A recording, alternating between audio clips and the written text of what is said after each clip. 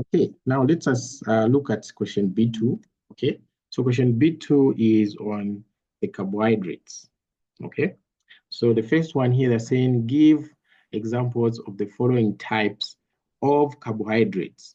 Okay, give examples of the following types of what? Carbohydrates. Okay, so the first one here, they're saying the structural carbohydrate found in the bacterial cell wall. Okay, so what do we call the structural carbohydrate that is found in bacterial cell wall? Any ideas? Anyone who knows it? Structural carbohydrate found in bacterial cell walls.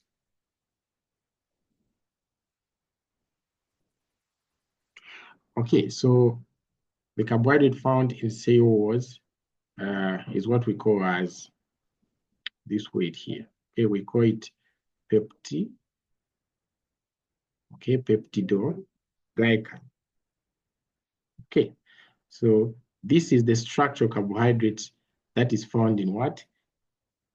In bacterial cell walls. You find peptidoglycans there. Okay. Okay, so for those who are majoring in medicine, okay, when you go to your major, okay, and you take the course which is called microbiology, okay, you will learn about a lot of these things, okay, the bacteria and the what their cell walls are composed of. Okay, so the cell wall of that bacteria is called a peptidoglycan. Okay, so that's the carbohydrate that is found there. And then the second one, they said we should name the structural carbohydrate found in a plant cell wall. Okay, so this is very easy. So we know that in plant cell walls, okay, in plant cell walls, let me just take this screen.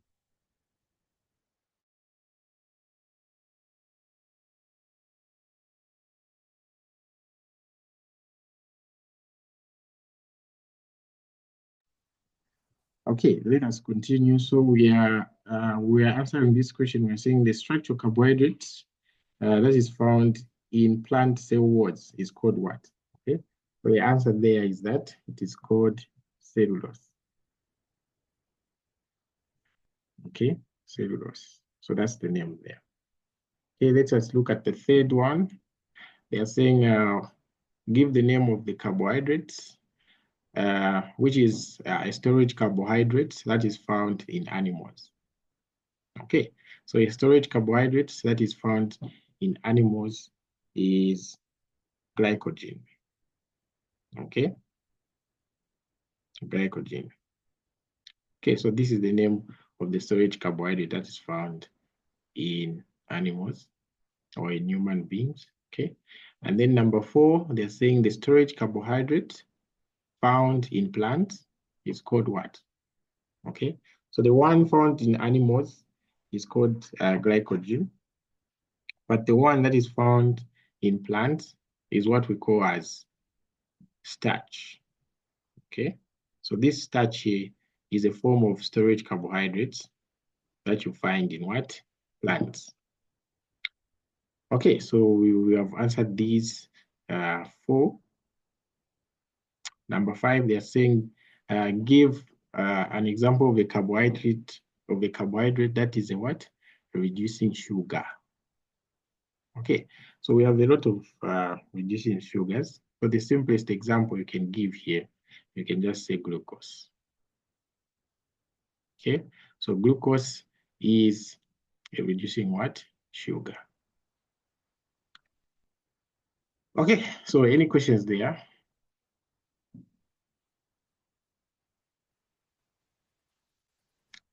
Okay, no question.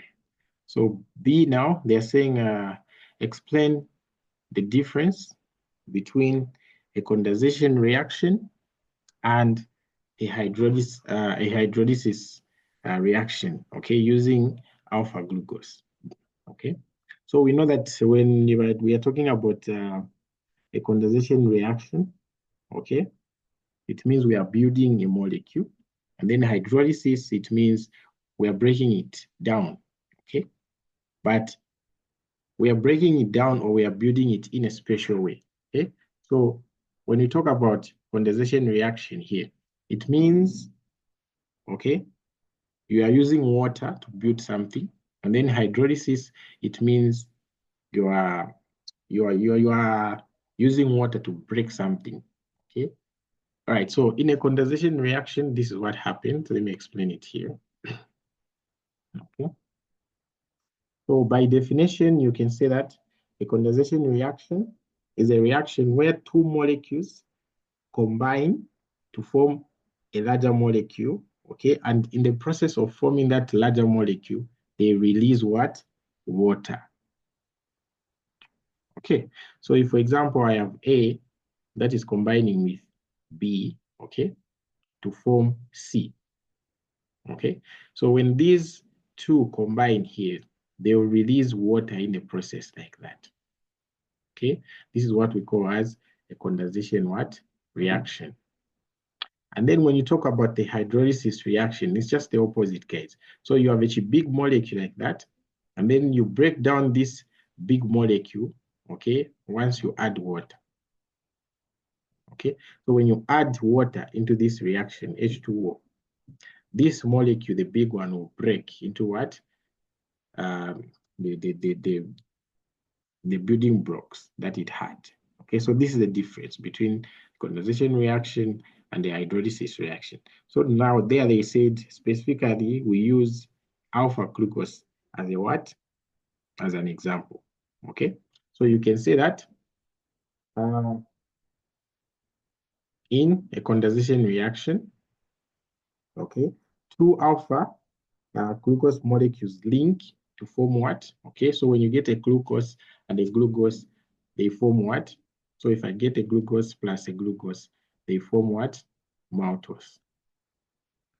Okay, so in this formation of maltose, they will give out H2O.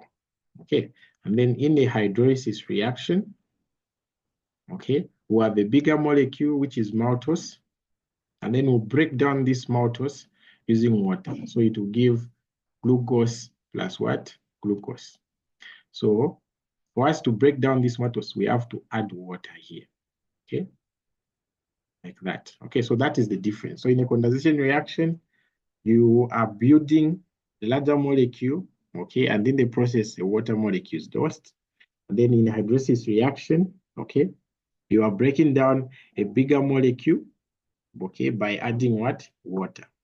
So a water is used to break a bond in a molecule. Okay, so that's the difference there. So we are done with question B2. So are there any questions before we go to question B3 here?